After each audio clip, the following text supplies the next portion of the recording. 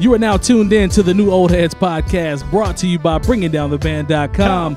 No bad ideas, Coleman Dental, and Printfinity. I am Major 7th. I make beats and I have the t-shirts to prove it. And to my left, as always, is the one and only Lonegevity. Hello. Hello, sir.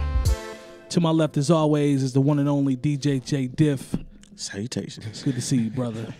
And to my right, giggling, is the one and only, the incomparable DJ Spoolz. Hello, Michael. How are you, sir? Doing well. How are you? I'm doing great. Good to see you. You too, man. How's life? Life's good. Sorry Yeah? I missed you guys last week. Oh, yeah, we missed you too, Jay Moore Spoolz. did a good job as usual. Thank Yes. you, Jay Moore. Word. Yeah, shout out to the homie Jay Moore who filled in. He's always our pinch hitter. Stepped in admirably for Spoolz and did his thing. Yeah. Episode 34. So we're going to start the debate as always with what athlete or memorable moment are we going to go with for number 34? I say Walter Payton. Spoolz? I've got three. Okay. Number one is Walter Payton. Okay. Number two, and we didn't think about this, is Bo Jackson. Wow. Oh, yeah. Bo Jackson's one of my favorite athletes. And number three is probably Barkley. Barkley? Yeah. What was Hakeem? That's But what I was about to Barkley- say. I Barkley think with Hakeem the was Sun. 34, wasn't he? Hakeem was Dream- 34, I think. Dream did rock third. He might be arguably one of the best centers. Ever. I agree. Yep. I'm Yeah. still gonna go with Walter on impact overall, man. He was big in Chicago. Bo Long, Jackson was Bo was my favorite over Walter, but I'm gonna rock with Walter Yeah, off, Walter. sentimental. What you got? I'm got gonna just there? go with Bo just to be different. Okay, well it's 3 out of 4, so that That's doesn't cool. matter. It's cool. Walter's the dude though. We see you. Walter Payton's that guy. He is that guy. Yeah. So we'll go ahead and christen this episode 34, the Walter Payton issue. I ain't even gonna front B. You ain't gonna front I ain't B? even gonna front. Okay, we can dig it. We'll go with Walter Payton, number 34. So, well, on the rundown, I hate to start off this way, but hip-hop has lost, in my opinion, one half of one of the greatest duos of all time, one of the dopest MCs to spit, if you ask me. I think he was very underrated. 42 years of age, passed away to sickle cell. Prodigy from Mobb Deep passed away. So I know we all are hip-hop heads. We all grew up in an era where we can actually appreciate Mobb Deep. Diff and I were talking about the H&IC record. We Going Diamond. That was one of me and my guys' favorite records. We were talking about that before we went on today. So I'm going to start on my right with Spoolz. We can kind of go around. Anybody that has any memories, if you don't, it's cool. But Spoolz kind of talk to me about Prodigy and his impact on hip-hop and his impact on you. I was, man, I was really shocked to see that today. First, I don't know. I read his book, or most of it, I think. Within the last couple of years. I know it's been out for a while, or one of his books. I think he's written a couple, but He's I think got it's a the cookbook, Infamous. too. Yeah, for the record, he wrote 2 books, The Infamous and H&IC. Yeah. Those He's are his got a 2 books. cookbook. And a cookbook as well. Sorry about that. Yep. But my there's 2 things. So my real intro to Mobb Deep was probably listening to the Infamous album and the song "Cradle to the Grave." Nice. And then "Your Beef Is Mine" with I think Raekwon or Ghost is on that. With Mobb Deep, that album is the one that was the first one I ever heard. So Shook Ones, Yep. and when that all was big in 8 Mile, Yeah. probably like all you guys too. I'd already heard that song 100 times. You know what I mean? And knew it was super dope. You know what I mean? So, but even that helped them, I think, to an extent. I'm sure people who weren't familiar with Mobb Deep were like, "Damn, What's that? yeah, be? man." Which Yeah. then probably, they're, but probably, and then the second thing I was gonna say was I got to shout to my man Metronome. He had posted something today about here are my favorite memories about Prodigy or Yeah, something so- like Right. that. Yeah. Shout out to Nick. And one of mine was, and I texted him. I was like, man, it was I got to see Mobb Deep. They played with Raekwon and Ghostface did a set, and then Mobb Deep did a set At the old National Center. Yep. Man, that's rare. And That's just rare. chilling with Nick, because Nick is a very close friend of mine, and we rarely get to go to shows and hang out like that as friends, because he's usually working, doing the show or the show, or I might have something to do. You know what I mean with it or whatever. So that was dope. That was I got got the chance to see him live, and they did a dope job. I mean, Prodigy was dope. So, but rest in peace to him, man. Definitely, and then put My man Edmund, man, shout out to him too. I know he checks out the podcast from time to time. Mentioned like they put, you know, outside of, you know, Nas obviously, you know, had a lot to do with it, but like putting Queensbridge back on the map from like the MC Shan days, like they definitely played a big role in that, I think. So I think for me, and to go back to what I was talking about with Diff, one of my memories is, first of all, Murder Music was one of my favorite albums that Mobb Deep put out. I thought Prodigy had some heat on there. I'm obviously Hell on Earth, and we know all the classic material, Temperatures Rise and all that. So those are all dope records. But HNIC, for me, I never forget. Shout out to my guy DeCarlo, my guy LJ, two of my best friends. I was over at DeCarlo's parents' house. I never forget. He was like, MC, you got to hear this HNIC by Prodigy. So I'm thinking, we'll see. You know, he's going to be separated from Mobb Deep. This is going to be a solo album. It could have some heat. We'll see. So we're going through the album and we're listening. And I kept seeing how dope the album was. And then it got to the record, We Going Diamond. Mm-hmm. Once I heard that, it was a wrap. Like Keep It Thorough was dope. He had a record on there. Everybody knows that. He had a record on there called 3 with 𝐴𝐻𝐿. That was dope. So that whole album, we sat and listened to that whole album all night. And I was like, yo, Prodigy is a lot better than I thought. You know what I'm saying? I used to look forward to Havoc's beats. I knew Havoc could spit. I said, Prodigy holds his own, he could spit. But when I heard HNIC, I was like, okay, so this guy actually can stand alone and he has bars. Mm-hmm. Like that album is, like we were talking about, if it's not a classic, it's close to me. It's right up there. Yeah, I can't give it that status. But it was a good album. I think it was a really good album. I think the infamous Mobb Deep album is a classic album for sure. And I think Hell on Earth is probably a classic album. That's got like Drop a Gem on him when they were beefing with Tupac and like all that. Mm. Yeah. I can't remember which album Godfather Part 3 is on. That might be that one. I don't know, but for certain, like the infamous is a classic. Yeah, classic hip hop album. I think everybody should. You guys ever listen to Juvenile Hell, the one they did before that? That's early. Now I caught Juvenile Hell late. Yeah, but I did go back and revisit. It's they're real young. It's grimy though. It's real. It's real grimy. It's real grimy. There's like being locked up in the juvenile detention center, like Spofford or whatever. You can tell they recorded that in somebody's like, you know what I'm saying, room somewhere with a real grimy production, but. No, it's vintage. It's vintage. I'm going to you, Diff. You got any memories, any Prodigy memory that stands out? Yeah, actually, the HNIC record. Right. Like, I literally used to cop an album every Tuesday. Mm-hmm. So there's certain Tuesdays in there that stand out from other ones, of course. You know. Talk that talk. Give him a history lesson now. Me and my guy, Weave, usually we would go cop together, or he would cop, I would cop, but we always would end up in my driveway. Just listening to some music, you know what I'm saying? I had some 12s in the trunk back then, so I had to turn it down a little bit, at least in the evening. Were you sitting on them things, or you just had the 12s? No, I just had the 12s in that one. Okay. But I remember just chilling, listening to that, and when that Keep It Thorough came on, how it was just banging. Yeah. And then, like you said, the Diamond. We Going Diamond. I remember riding around listening to that too. Yeah, man, and. Even before that, I mean, I was listening to Mobb Deep in like 9th or 10th grade, I believe, when Shook Ones came out. Yeah.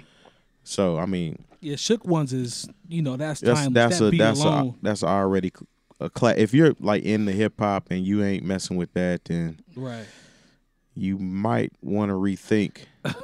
And that was Havoc, right? What's that? Havoc made that beat. If don't I'm not quote mistaken. me, but I think Havoc I believe he beat. did produce that beat. I think he produced a lot of the earlier stuff, and then Alchemist came in a little bit later. If I'm not mistaken. Speaking of Alchemist, they had a dope project, the Albert Einstein EP. Yeah, it was dope. Alchemist and Prodigy. That was dope. And Prodigy was working. I mean, he did songs, or at least one, maybe two songs I know of with like Conway. Yeah. With West Side Gun, he just put out. I don't know if we can. I'll mention it just real quick, but the joint with AZ and Raekwon within the last like few weeks. Mm-hmm. Yeah, that was some heat. I think it's called he just performed, I believe, Friday or Saturday in Las Vegas, where he passed away. So, yeah, man, that's very unfortunate. Lone, you got anything on Prodigy? No. Right. Okay. I was never a huge. I don't want to say I wasn't a huge fan. I just never really dug into Mobb Deep's work. I heard multiple projects, like 1 or 2 times through. Obviously, Shook Ones. you know. I got into Prodigy probably more later on in his career, to be honest. You know, the Albert Einstein joint that he dropped with an Alchemist, and it's like 4 years ago. I want to see about 4 years. Yeah, about 4 years. And yeah, he's always been dope. I just never dug into the catalog. I was never into, you know. That's fair. Into him like that back then. So yeah, that's fair. I can respect that. It's one of those things where at least you appreciate it when you caught it a little bit later. Yeah, for sure. You know what I'm saying? But they've got some incredible material in those early Mobb Deep and his solo career days. So you know who really actually helped get them on, like early on? Who's that? Was Q-Tip, man. Wow. Shout out to Q-Tip. He was one of the dudes that like heard them, and I guess they weren't like getting turned down left and right or anything necessarily like that, but that heard them and like he they're like, man, like Q-Tip kind of helped, I guess, introduce them to the right people to an extent. Yeah, so shout out to Q-Tip for that. But rest in peace to Prodigy.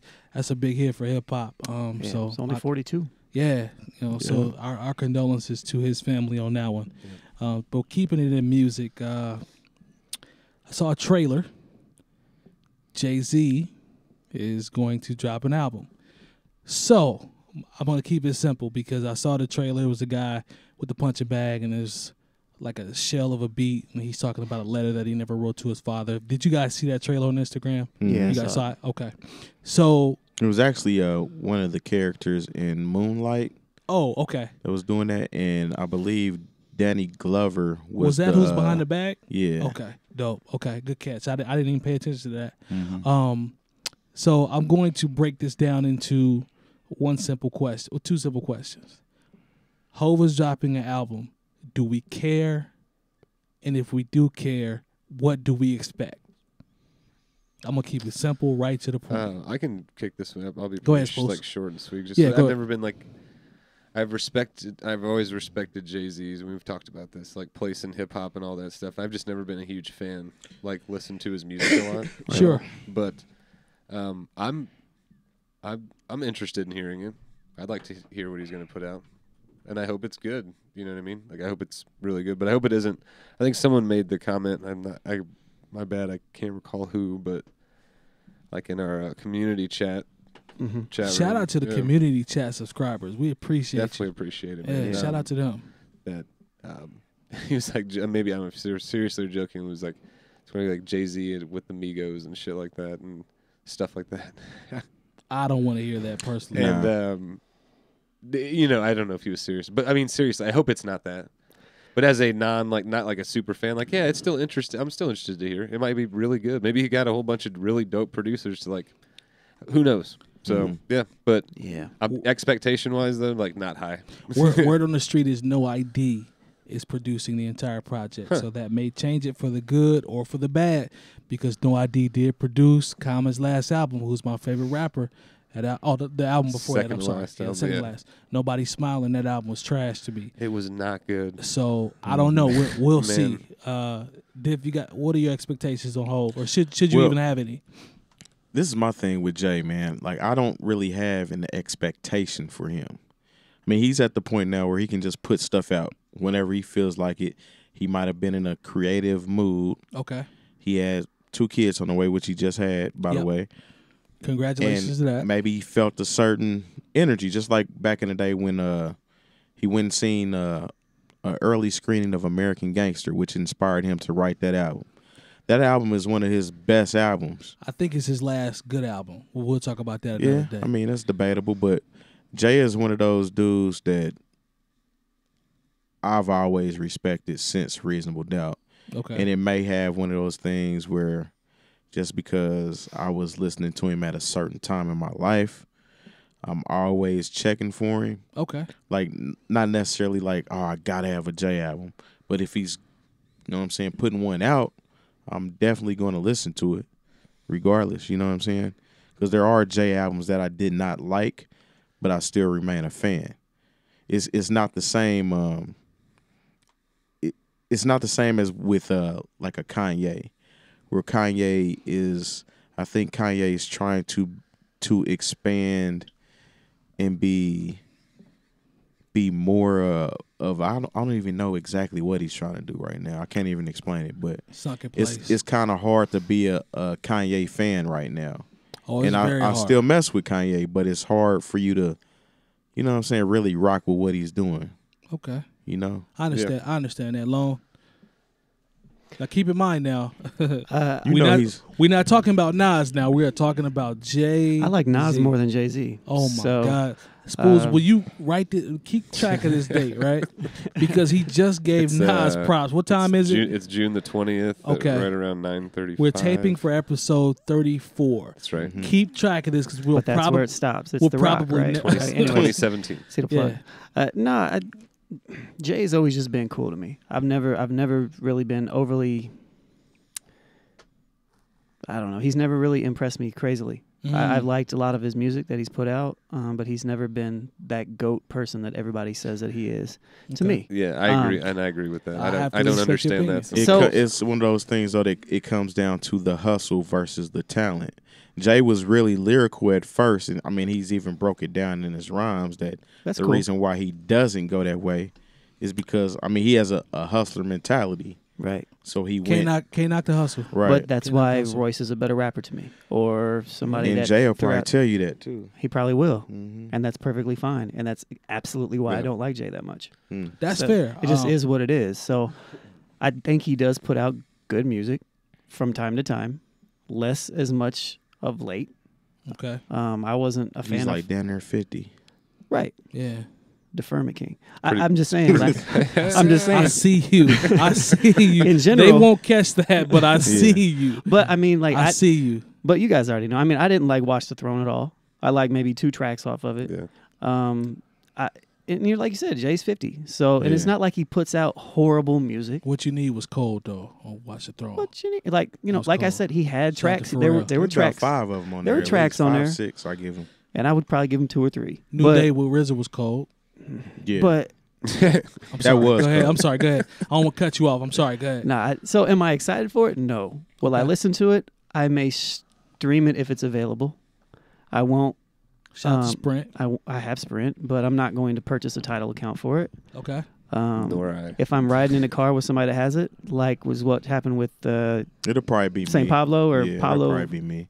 Then St. Pablo or what? Yeah. I'm the one that makes him listen to this type stuff. I mean, but it's not that I cool. won't. It's that a lot of times it's hard. Like that was on Tidal. I'm like, I'm not getting a Tidal just to listen to somebody I know that I'm probably not going to like. And I listened to it, and I didn't like it. It was a free trial. But then I got to download it. You know, like why y'all making it so hard for me? Okay. No, but I'm curious. The trailers got me interested. Okay. I am interested in the trailer. If his whole project sounds similar to that, as opposed to him trying to sound like stop that. Just stop. Just be you, and you or Jay-Z, you get to decide what you want to do. You beat me to my point, and my point is, and I posted this on Facebook. They didn't throw too many stones at me. You know, I don't care. I'm ignorant on Facebook. I'm gonna post my opinion, but I don't want to hear a 46, 47-year-old Jay-Z with Quavo on the hook and DJ Khaled screaming throughout the record. Yeah. I don't want to hear that. No. Hov is halfway to a billionaire. He has done everything possibly done as a hip-hop artist, as a rapper. And as a person. As a person. Yeah. He has multiple classics. To me, it's just my opinion. I think y'all kind of downplaying him on his skill. I think he's nice. Not you. I'm talking about these two. But that's cool. That's what we're here for. We can agree to disagree. I've heard all his stuff. I think Hov is nice. So I think he's very, very dope lyrically, creatively, storytelling. I think he has a total package. That's just me now. I think it goes to what Terry says, like he dumbs it down intentionally. And he does it, and he does it he tries to flex that line. And I see it, and because I can see that, because I do that stuff too. It's just like, it just doesn't impress me. So I get it what he's doing. I think the dumb down is the dumb down is more recent, because if you think about it, the last 10 years, man, it's what albums? He said it American Gangster wasn't dumb. He might have said that, but all right. I don't think American Gangster was dumbed down. Nah, that was not dumbed down. It was too good to be dumbed down. Even on the album he said that on, he was still spitting. He just was not spitting like who he said who he would rather spit like. Like, do you like 𝗀𝐻𝐿 more than you like Jay? From a because if you think about it, yeah, I'd say similarly. I used to. Because if you think about it, if Jay wants to, he can wrap circles around 𝗀𝐻𝐿. If he wants to, I think so, and I love 𝗀𝐻𝐿. See, I think don't he know can wrap about circles that, around man. 𝗀𝐻𝐿 if he's motivated. I could not confidently say that. I couldn't. And I either. love 𝗀𝐻𝐿. I don't know. 𝗀𝐻𝐿 can. I think people might Jay-Z forget had because 22 𝗀𝐻𝐿's like. I like you Nas know, better than Jay-Z. Maybe not doing a ton as much, but I can like still give Jay-Z his props. I'd say maybe. Maybe. Maybe. Jay is nice at the end of the Go back day. and, like, you know what I'm saying? He's cut no from a doubt. cloth. I got a jazzo record, Hawaiian Sophie, that I've had since I was freaking probably 10, 11 years old. Didn't even know who Jay-Z was. Jay-Z is on the back of this album though. Yeah.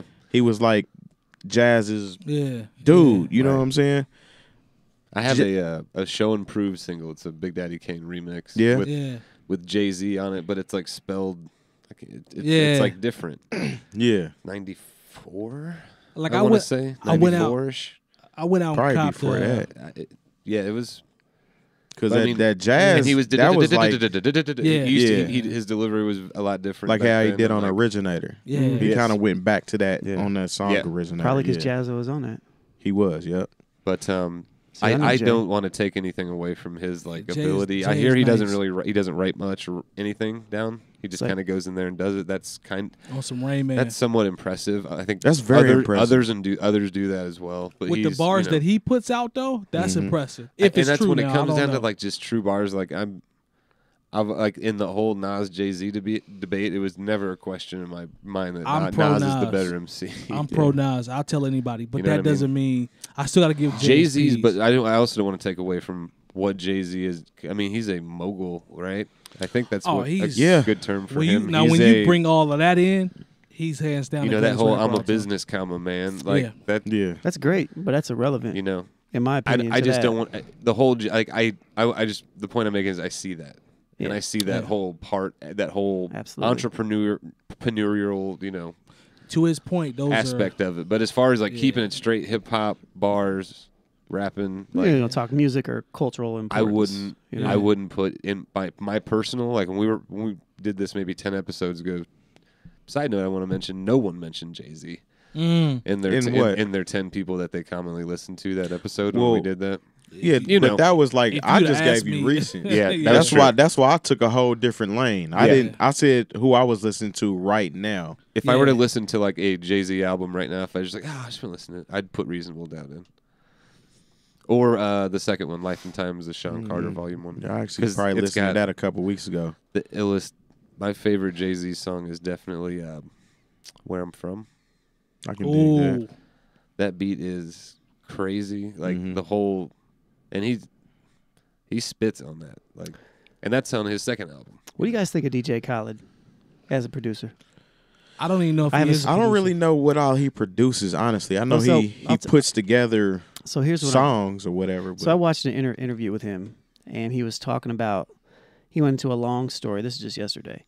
He went into a long story about how his record "Shining" with Jay and Beyonce came about. Yep. And he talked. He's just gassing it up. But he's just a likable person when you just listen to him talk. He's like happy all the time. He's highly like motivational and like seems like to motivate others. And it's undeniable on Snapchat. At first, I mean, I found him extremely annoying. Like back in the I'm So Hood days, and like his music's annoying because he's all over it. Yeah, when he's yelling all the time, it's just that stuff's annoying, So, but he is inspirational and he is like entertaining for sure. I also question how much. I bet he knows a lot about music. I bet he can do a lot of stuff, but I wonder how much of he's actually not producing. Does. He seems like much more of an arranger. He's not producing like those a person who connects others together, and then it's a ditty. He's not producing those records in terms of making them. He's not producing those records. I'd be surprised if he's producing. I could tell he's actually a DJ, and I know he does actually do that. Yes, and that's what I'm saying is I bet he knows how to do a lot. Right. Khaled knows hip hop. You can't question his hip hop. No doubt about that. No. So, but at the end of the day, no, he doesn't. He comes from that pun family tree. Go ahead, Lone. I was just gonna say, when he was telling his stories, he would just be like, "Yeah, I heard this song, and then I Shazammed it, and then I went in there and I worked on it real quick, and then I brought some people in, It's just like, okay. Oh, we know what those people that came in did. Right. Yeah. You know. Yeah. But he was telling the story. The reason I'm bringing this up is because he was telling the story about Jay-Z and Beyonce and the way he was talking about how the record came about and just his over-enthusiasm about the record shining. I was like, oh, this is probably a really dope record. I went and listened to it. I was like, this sucks. I mean, he does that about every song he but does, it was a pop record. So, Yeah. I mean, but it was just like, and I've heard he's the best. I mean, that's what he said. No. I think I the was next one- I was just trying to be smart. his new thing what is he another says. one. Another one. But Or anyways. they're the best. Hey, what you can't knock Khaled for is his business acumen. Business. And consistency. You Business and cannot grind. knock him for Absolutely. that. Now, I'm not the biggest fan of Khaled's albums. I'm not the biggest fan of some of the music that he puts out. I'm not going to knock him for the anthems that he makes. He makes anthems, so that's what he does. But Mhm. it's not my personal preference. But overall, his business acumen and his motto and the Snapchat and the We the Best and all that, He's winning. he is winning. Yeah, Yeah. he messes So with. yeah, He's he- cool with Fat Joe, I think. Like from Oh, they back came in up. the They day. came up And, together. Yeah. When did I'm So Hood come out? Oh man, you It's like, talking? That's my 7. That's maybe? my first 2000s. real DJ Khaled memory. I guess. 2006 or 7. Who's He on could that? have come out before that. That's like Trick Daddy, Produced, Rick Ross, produced by all the Florida Runners. Cats. I was thinking of Nah, another because song. Trick Daddy, Rick what's Ross. the name's on the remix? Ludacris. Luda's Yeah. on the, but the Yeah. first four, the original is Plies, Trick Daddy. Trick Daddy, Rick Ross, and I'm thinking of Freeway. I think a fourth Probably person. was But the 07, remix, 08. Yeah. the remix did have like Luda, a couple other people. That's when the production Then duo. you get the All I Runners Do was Is hot. Win song, which is played The at Runners. every NBA game. and every wedding I Still DJ. is. Are they? Oh yeah. I've never played that at a wedding. Really? Uh-uh. I've played that. I mean, I don't DJ a ton of weddings at all. But if I do, I'll probably have if to I add, do two I might a add year, that to the wedding crate then. do it. You should. They man. like it? Mhm. Yeah. All right. All right. The clean, if there's a clean or dirty version, definitely go with the clean. You gotta wait till all the grandmas and Yeah, aunties or and play it stuff after leave. 10. Yeah. Yeah. Basically. So we gonna see, man. Shout out to Hov. I'm curious. I'm not. Curious. I'm not overwhelmed. I'm not losing. I will be sleep, listening to it that day. but I'm gonna pretty take a sure. listen. We'll see what happens. I got a couple ways I can go. We can go news. We can go into sports. What you got, Spoolz? Point me in the Let's right just do direction. sports real quick, yeah. Okay. PG-13. Because Spool's opinion is the only one that matters. Yeah. It's like Yeah, I know, but I do that in the opening, so why would I I know. change it now? I You know, know. being consistent. Yeah. just keeping music. Yeah, and go with Spoolz. Let's just keep it. Shout out music. to Poppy Amon. Yeah, I know, right? He knows what I'm saying. yeah, I like Spoolz. We don't care about what Everybody, Poppy Amon everybody hates Spoolz, man. thinks. Yeah. Nah, that's not what I'm saying. No, no. Poppy Amon thinks. I'm not gonna use the word, but he says. Just leave it at that. Just yeah, leave no, it no, at no, that. no. That's just supposed to be a little subtle shout out. No. He's supposed to get Stop that. shouting him out though. He's supposed to get that. Stop shouting him out though. I don't want him to get any shine. Anyway, man, PG-13. He is not going to be any of the Pacer, DJ Jay Diff. How would they treat him if he was? Because clearly he has come out and he has said, I do not want to be a Pacer. I have a year left on my contract. You're going to lose me for nothing if you don't trade me. That's not really what he said, Michael. Well, But what he said was, All right. I want to be a Laker and I'm not re-signing. So that means I'm going to go down the timeline for you. he has 1 year left. So if he doesn't Yeah. if he plays this year and he leaves, they're not going to get anything for him. Right. But this is how the events happen. So at the celebrity game, the Indians game, there was a lot of back and forth between reporters and Paul George, and his answer was, I'm a Pacer. I want to bring a ring to Indiana. This was on Thursday. Lies. 2 days later, What'd he say? per his agent, I believe, informed the Pacers that Paul George will not be staying with the Pacers after this following season. So, with him doing that, yeah, he essentially said, I'm not going to be a Pacer.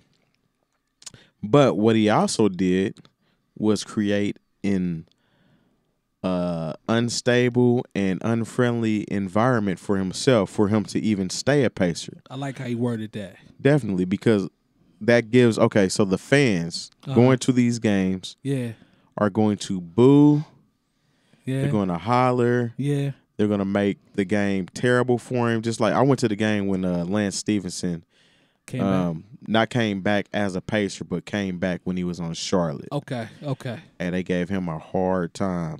So can you imagine? They're going to give Paul George a hard time every night. This was intentional. Oh, yeah. This was intentional. Yeah, definitely. It had to be intentional because he knows that it's not going to be a welcoming environment for him to stay here. So he has to be traded before the season starts. The Pacers have to do something. They have to. They have to think about, okay, it's a business at the end of the day. It is. All right, so if people aren't coming to these games because they know Paul George is probably playing lackluster because he knows he's not going to be a Pacer after this season. Yep.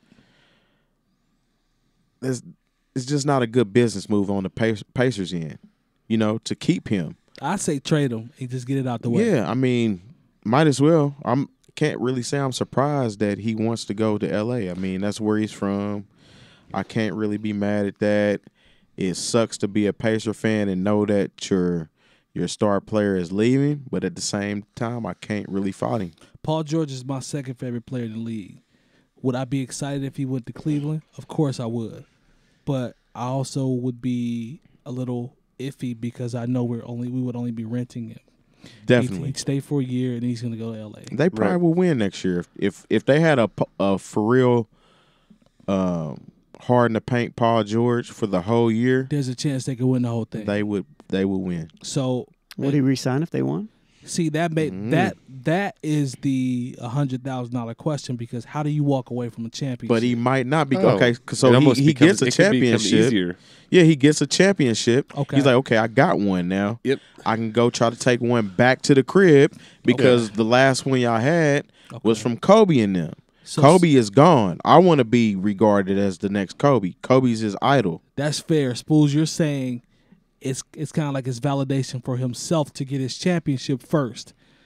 Like Diff said, and now he's going to go back to L.A. and bring a championship. The first championship since Kobe. That makes sense. No, if he's like a competitive person, which I'm sure he is, he's a professional athlete. He's like, he would and if he decided to go to Cleveland, it would be to get a ring. Okay. To have a ring. Okay. And contribute to that.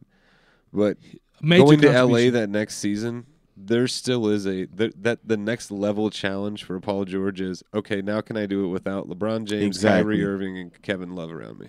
Right.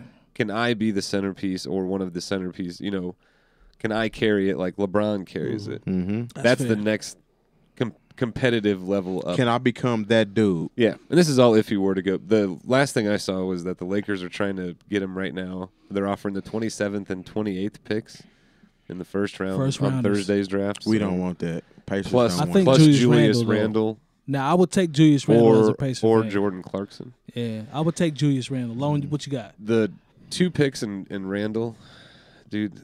The Pacers are not gonna. They have no leverage. I also saw Avery Bradley and what's that 3 from Boston? Jaylen Brown. Jaylen Brown and the 3rd overall pick from Boston. So I've seen a ton of rumors. Yep. I mean, I don't think they should give them away. You can't give them away. Nah, you can't. But the thing about it is we don't have leverage right now because everybody knows that PG wants to leave. That kind of was slight. That wasn't a cool move on his part to do that. Maybe, but people could be bidding for him as well. They could be, but they know that he's going to leave.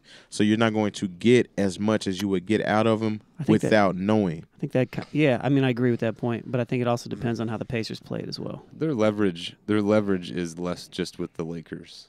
Yeah. That's it. The Lakers can offer nothing. Because he's going to go to the Lakers. And there's a small risk, though, with the Lakers that he does change his mind, maybe, which is highly doubtful at this point. Yeah. So you're the Lakers, you don't have to, but these other teams, like if Boston is offering the 3rd pick and Jaylen Brown, and Avery Bradley, who's a good 2. Do it. No, he's decent. Get the 3rd pick in the draft. Get Josh Jackson from Kansas. Get Get De'Aaron Fox from Kentucky. Kentucky. Do something. You can, that helps you immediately. You have to trade Paul George. Josh Jackson from Kansas helps the Pacers pretty quickly, man. I'm glad I never bought a Paul George jersey. Never did. I saw somebody post, this is my new wash rag for my car now, and it was one of those. I never did, man. I'm funny about the franchise player, man. I I did buy the Peyton Manning jersey. Of course. Had to. Of course. He brought us a championship. I had to get that one too. I'm funny about buying the franchise player's jersey. I always try to get somebody else's jersey on the team. I feel you. I also had a Brian Urlacher and a Nathan Vasher jersey. Yeah. Vasher. Sorry, I didn't mean to talk. I feel you. Yeah, they just had a whole nother conversation while we was talking. But I felt you on the P Money jersey. I was disappointed as a Bears fan that he owns a Peyton Manning jersey. I felt you. Yeah. Bottom line, Paul George playing half-hearted for a whole season, knowing that I'm not going. We're not going for. I wouldn't go for that. So you got to trade him now. If they can get you the have third to trade pick, him now. I mean, that deal right now for Paul George seems decent. Let the Celtics rent him for a year. The third pick, and then he goes to LA. Helps. If Josh Jackson helps the Pacers. If the Celtics get him, it's the Eastern Conference Finals is going to be very, very good. The Celtics have the third pick, or I thought they had the first. Or they traded that down already. Yeah. So potentially you have PG going to Boston for a season. That's a good look, actually, too. Jimmy Butler coming over to the Cavs. So you're talking about a very, very good conference finals. Man, if the Celtics got him. So that would be dope. Paul George, Isaiah Thomas, and then what they're trying to do, they had said Gordon Hayward might want to play there. But what I heard their overall strategy is trying to get Anthony Davis. Gordon will probably end up playing for Brad Stevenson again before his career is over. I'm sure of it. Yeah. Utah can throw him a lot of bread. Utah can throw him a lot of bread. I don't know what their cap looks like or anything like that. But a Boston team with an Isaiah Thomas, Paul George, somehow swinging Anthony Davis into that equation, man, that becomes because the whole Pacers that starts to. No, there is no become. Like, that team goes to the finals. Yep. That team goes to the finals. The whole Pacers, Gordon Hayward and Paul George theory is completely out the window. Gordon Hayward is gone. Gordon Hayward can make over, I want to say don't quote me on the number. Utah can pay him so much. It's probably $40 to $50 million more than what he would get if he chose to go to Boston. Mm-hmm. Now, I don't know about y'all. I fool with my college coach. I get it. But do you leave $50 million on the table from Utah? Can they sign and trade? I mean, that I'm not sure of. But I know it's $40 or $50 million higher for him to stay at Utah. So these are the choices. 40 or 50 million higher? Million higher to stay.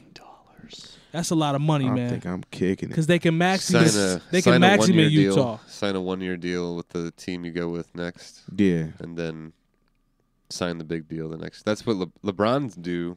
I mean, he's about to be a free agent technically. He does the one and then option joints. Yep. So he'll sign one and have an option on the second. Oh, he's in line to make over 200, sign over $200 million contract. His is going to be crazy. Yeah. Curry's is going to be crazy. Yeah. KD's will be crazy eventually. Curry's shoes actually look decent this time around. Oh, man. That's what you were saying. Shout out to my dude, Aaron Murray. He says they're trash. I said, Murray, I don't know. This might be the first Curry I rock with. These Currys are kind of smooth. Yeah. They're not nurses' shoes. Nah, they're not. They actually kind of have remember the Kobe's that came up kind of high? Yeah. They don't look like those, but it kind of has that aesthetic a little bit. Yeah. But it looks like a decent shoe. When those first ones or those other ones came out, the Curry all white ones, the orthopedic joints. I was I never tweet ever. Shout out to my or Facebook. I usually just share shit, but I think I put it was in quotes. It was like, I don't understand what all the hubbub's about with these new Steph Currys. I think they're pretty snazzy. And I was like, my Uncle Gary. Hey, shout out to my man Daniel, man. He works for Under Armour, so I need a size 12 of them Currys, bro. I'll take a pair of those too, man. Shout out to hook the new old heads up with a pair of them Currys. Let us get some of that Curry sponsorship. Man, we need that sponsorship. We can put the Under Armour banner up behind us. Yeah. We can add a shoe in a different colorway. They can come out here and get some of this No Bad Ideas exposure. There's only one athletic company that I'm comfortable with us being sponsored with, and that is going to be the Big Baller brand. Oh. No, I'm just kidding. That was all just a joke. So if the Big Baller brand sponsors us. Moving on. Yeah, our podcast. There is one company and one company only. Our podcast is going to be $750 to download to listen to. Nah, for real. We're charging to watch once that happens. Let's go Tupac movie. All right. So, Now, I know you got. So what happened was, just for the listeners. Here we go. Let's keep it moving. We ain't got time for your stories. All right, I'm sorry.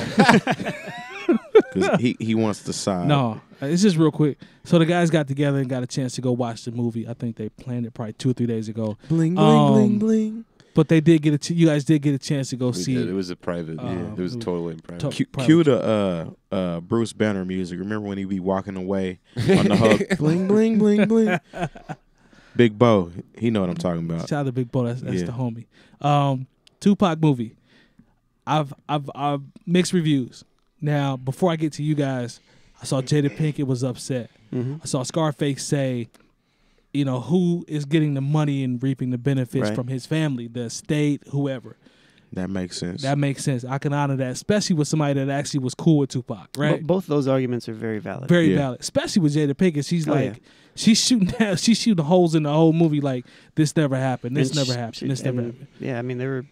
Yeah, what very exactly? very close. I haven't read her feedback yet, but what were kind of her bigger the poem that gripes? the poem that he supposedly reads in the movie, she never heard. It was a for real poem, but she never heard it when he was alive. She heard it after the fact. Okay. She never was invited to his show, and I guess they have an argument in the backstage. Well, she said they kind of had that agreement that she wouldn't come to his shows. But I think the movie have a scene where they argue backstage. That never happened either. Yeah, that never happened, right? Because she never came to any of his shows. Right. Well, she said that she said that he never personally invited her to a show. His show. Didn't necessarily say she didn't go to one, but okay. So it said it sounded like to me that they kind of had an agreement that she wouldn't come to any of his shows. I didn't catch that from what I read, but actually they were really here. Close. It's right here. Gotcha. Let's see. So I've never been. I've never been to any of Pac's shows by his request. There we go. We never had an argument backstage. Gotcha. So she was shooting multiple holes. We got Scarface. Now, well, Scarface's point's different too, but valid though. Oh I think I posted that in our community chat. Yeah, again. He's valid. I What did you think, Spoolz?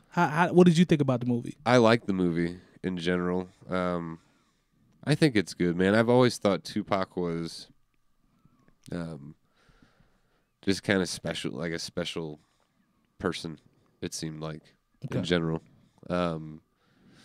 Talented, but had a voice that people listened to, man. Right. And especially black people and young black people listened to an extent. But everyone loved Tupac across the world. You know what I'm saying? I can't even say that because some people hated him though. But yeah, I knew a handful. But I feel you. I feel your overall point. What other did not like Tupac. Other countries that didn't like Tupac? No, I'm talking about I went to school with that didn't like Tupac. Yeah. Mm-hmm. Oh sure, but I'm saying he was a voice in that he touched a lot of people, man. You know, so I don't know. I think they captured that well in the film.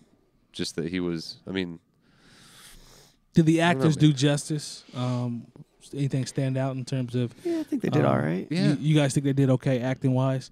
Was the lead character? Did the lead character hold his own? Was he? You know what I'm saying? Like, did he have his moments? Was it consistent? Was it, oh my God, why did they pick this guy only because he looks like him? I thought he was decent. I thought he was good. He held his mannerisms and stuff. He had it down to a science. I mean, he did a good job, I think. You thought so? I think he did a really good job. Is in there very briefly. Yeah. The Snoop dude sounded exactly like Snoop. Yeah. He did sound a lot like Snoop. He didn't really look like him so much. Okay. Sorry. We got something that just came in. What you want to read that real quick? Cavaliers told Jimmy Butler wants to stay with the Bulls. Yep. Jimmy Butler wants to stay with the Bulls. Okay. So anyways, back to Snoop's voice that sounded exactly like Snoop. Yeah. Yeah. Yeah. So let me ask you this: who was it? Like we're gonna have a saying before that Tupac had a voice for a lot of people. What do people who disagree with that say in general, or what's the contrary opinion to that? Here's an argument that I heard, and this is back around the All Eyez On Me era. Sure. In that era, right? So Tupac, to me, pretty much, if he wasn't at the height of his powers, he was pretty close by the time All Eyez On Me, California Love, he had come out of jail, like all of that, I think it depends right? on how you define power. But aside from that, yeah, well, I mean, that's. Go ahead, I agree. I feel you. That's. We could talk about that another time. But I heard I don't like him because he's overbearing. I don't like him because he promotes the thug life. I don't like him because he promotes violence. You know, these are the things that I guess the person that you would consider just an average listener or someone that wasn't engulfed in hip hop like we were coming up would say. I know people that didn't rock with Pac back in the day, and like I even heard he's racist, he's brash. Like these are the things I haven't really heard that one, but as far as the movie goes, and then I kind of go into the other stuff. Yep, I follow you. To me, I like the movie. Like I know it had a lot of mixed reviews or whatnot. I enjoyed the movie. I think they maybe could have put a little more of Tupac's personality in there because he shined and really showed who he was in a lot of those interviews. True. You know, how passionate he was about certain things. I wish they could have showed that a little more in the movie. Very educated. Yeah, overall the movie was good to me though. It kind of took me back to when I was in high school when I was really listening to Pac. Like I was a for real Pac head. Right. Like his album Me Against the World got me through a lot of like that's a very good just album. Just like that's a very good album. You know what I'm saying? Yeah, that's a very good album. So I kind of had a certain connection with Pac. So even at the end when I already knew what was gonna happen, right. I kind of felt that same way I felt when I was I think I might have been I was a senior in high school when that happened. Right. When he was shot and killed. But I really enjoyed the movie. I thought it was decent. I thought it was a good look. But as far as what Jada said and Scarface, to what Jada's saying, it's a biopic. So they usually change stuff in biopics. It's always based on a true story. Okay. I mean, she's involved with Hollywood. She knows that. I don't take away anything she had because she had a personal relationship with Pac. Exactly. So that's probably what made her feel that way, and I can respect that. Yeah, rightfully I can respect that. Right. As far as what Scarface said, that does make a lot of sense. His mom just passed last year. Right. So who's actually controlling his estate? Maybe it's his sister. Hopefully so. You know what I'm saying? Hopefully that there's somebody blood related or somebody that was close to him that is reaping the benefits from this because, I mean, his music was cleared in the movie. They're literally playing all his music in there. Right. A lot of biopics, if the artist has passed away, have to go through a lot of loopholes in order to do that. But they actually were able to use his music because his mom was, I believe she was alive during production of this movie. She was against this movie, though, because there was a lawsuit at first to be against actually putting this project out. Now, what happened in between there, settlement, I'm not sure, but I do know there was a certain point where she was against them putting this movie out. Something definitely happened because if they're using his actual music in the movie, because I believe the movie was done by the time she passed. Yeah, I don't think she got to see a screening. I don't think she got to see a screening.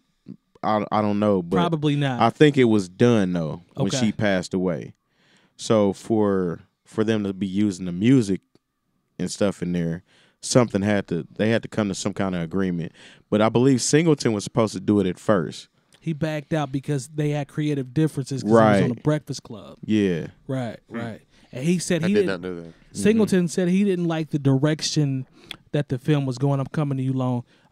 He didn't like the direction that the film was going. I don't think he was with the authenticity of it. Like there were certain things that he did. He just couldn't rock with being a person that actually knew Pac and worked with him closely. So you got to respect that. Did he fight Pac? I'm not sure. No, he fought one of the Hudlin brothers. Yeah, doing a video shoot. Yeah. Oh, okay. No, actually, was it during a video shoot or was it during a movie? Poetic Justice? No, it was. No, it wasn't Poetic Justice. Yeah, because he was supposed to be in Menace to Society. That's what it was. Okay. I believe. Yeah, he was supposed to be O-Dog. Okay. Lone, what were your takeaways from the movie? I thought it was a pretty decent movie. I kind of agree with what Terry says. I feel like it kind of lacked a little bit of depth, maybe. Okay. But I think it'll be a great movie for people who are familiar with Pac, but maybe not overly familiar with him. May not understand his roots all the way back to his mom being, Black Panther and his stepfather, and not necessarily, growing up. If you didn't know a lot about Pac, you would think that he would be, you know, I think you were kind of touching on it. You know, like when you see Thug Life or you see NWA stuff like that, you think, oh well, he's this guy, he's just causing all this trouble. Right. But you don't understand what he's actually standing for, what he's actually there doing. Right. So this might be a good look for some people into actually, you know, Tupac, and maybe it opens a little bit more brain doors. Yeah. See, that was going to be my question for you guys because you actually saw it. One thing that I think, and this is like I said, this is just my opinion. One thing that I think gets pushed to the wayside about Tupac is how brilliant he was mentally. Right. Like, and they didn't really let him shine like that. That's what I was looking for. They tried a little bit, but it was, that's what I was looking for, because outside of the Thug Life tatted on my chest, the MGM, the spitting on the reporters coming out, like there's a greater depth to him. There's a method to that madness. Exactly. Yeah. Right. And he was a very, very, very articulate, smart, educated, visionary. And to that point, I can see how people who knew him might be a little upset at it. That's where I was going. Yeah, I'm like, could you see that? That's what I was looking for, because I don't see any clips of that being highlighted. The only thing that they just touched on him knowing a lot of Shakespearean type stuff. Yeah, but it's deep. We all know it's deeper than that. It's way deeper it's than that. I remember back in the day, he came actually to the Black Expo here. That's one of the best clips they have of him snapping. It was at the Indianapolis Black Expo. Went off. Great clip. That was his passion, though. Yep. That's what I'm saying. They didn't really show his passion and his energy, like what he really meant and what he really felt and what he was really trying to do in the movie. Other than it's kind of showed surface Pac. I'm coming to you, Spoolz. Good point. I'm coming to you, Spoolz. But I forgot to ask: Did they leave it with?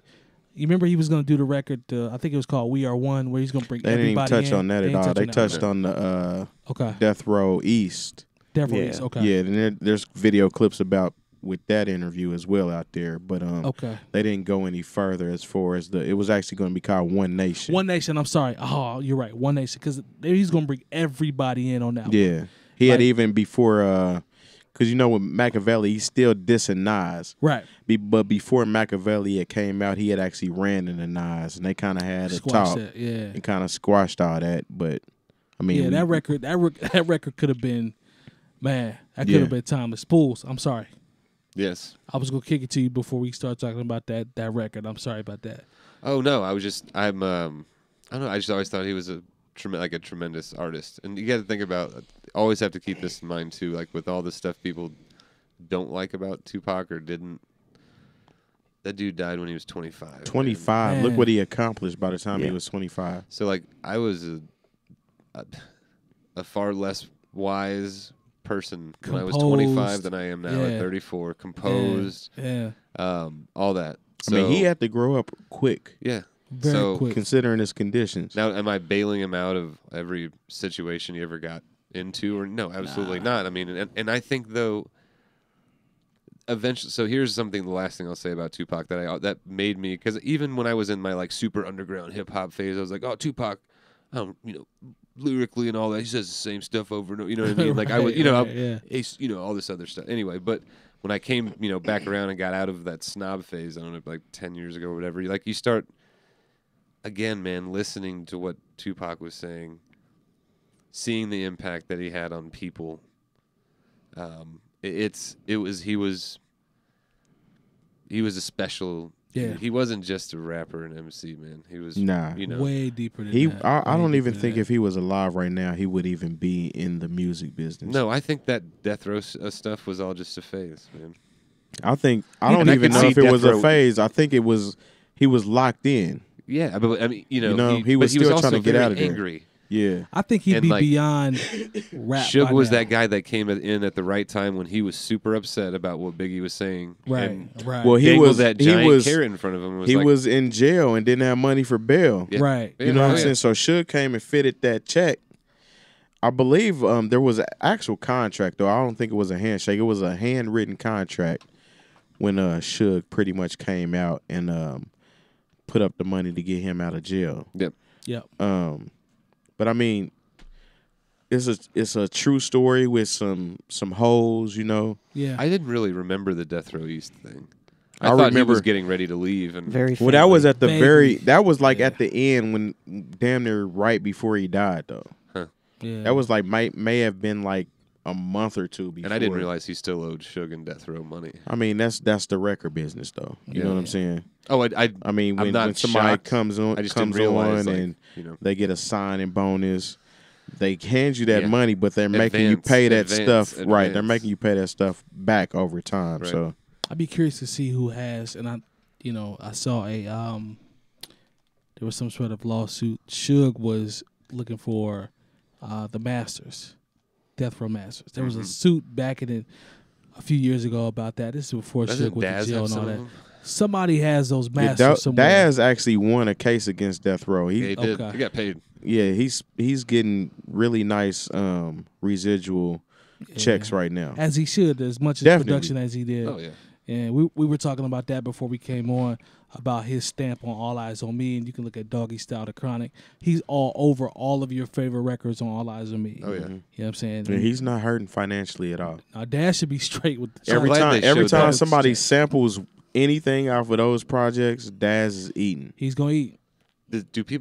Were Tupac and Dre cool when Tupac died?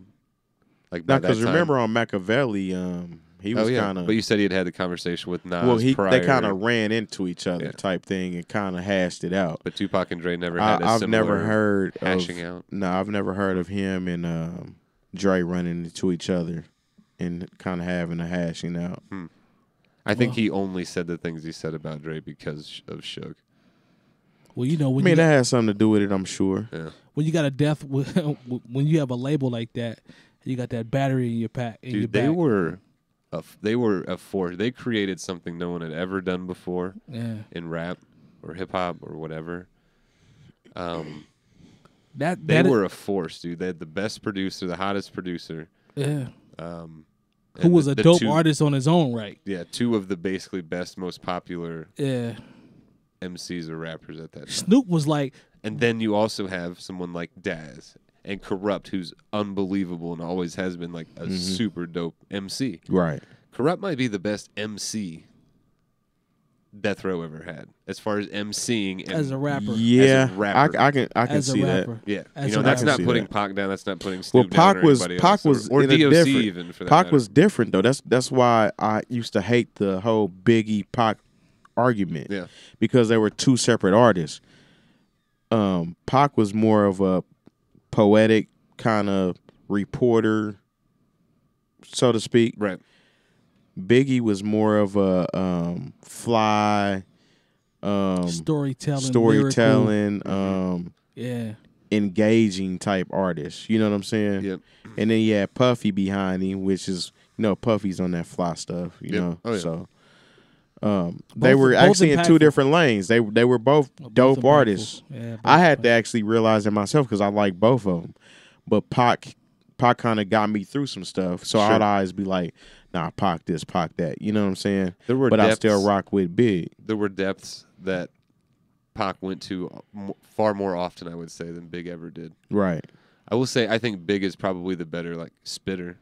By far. Like the better rapper. He's a better rapper. Yeah. You know what I'm saying? Yeah, but that doesn't mean he has the better record. Big ain't writing poetry, though. But Tupac was a better artist, exactly. And that's the point that I always made. It's he was something special, man. And yeah, I thought the movie was pretty good. Yeah. That's what's up. So I'm definitely going to take it. I'm going to check it out this weekend. And hopefully, I'll have an opinion. But I trust you guys' judgment on that one. Lone, we got anything on the site? Anything new? I think Spoolz had a couple new records as well. We got anything popping? And also, I want to say before this, I don't think Biggie was not an artist in his own right. I'm just saying, Pac was more artistic, I guess, if that's what I'm getting at. You know what I mean? Pac had more lanes. Yeah. I mean, he was acting. Yeah. He went to a school of the arts when he was in high school before he left to go to Oakland. So exactly. Sorry, I didn't mean to cut you off. I just wanted to make that. Daniel's son, Giallo Point, dropped Remy Gaggy, which is kind of a grimy project. Royce da 5'9" just dropped the Bar Exam 4. Nice. There's a handful of other stuff. 2 Chainz project came out. Big Boys is out now. Yep. But yeah, that's about all the time we have today. Turn off your radios there. Yes. What number? 177,000. 102. And I don't think this has a name on it, but shots star, no bad ideas, homies. It's a soft suede feeling joint. That's what's up. That's gonna wrap up episode number 34. No Bad Ideas. Coleman Dental, bringingdowntheband.com, Printfinity, I am Major 7th, DJ Spoolz, DJ Jay Diff, and Lonegevity. Rap Snacks. And shout out to the Rap Snacks. We might talk about that one next episode. Yeah. Shout out to Boosie with the Rap Snacks. We'll see you. And make sure you subscribe. Please. We got stickers, buttons, and stickers. All that. Get a shirt. We'll see you next week. Peace.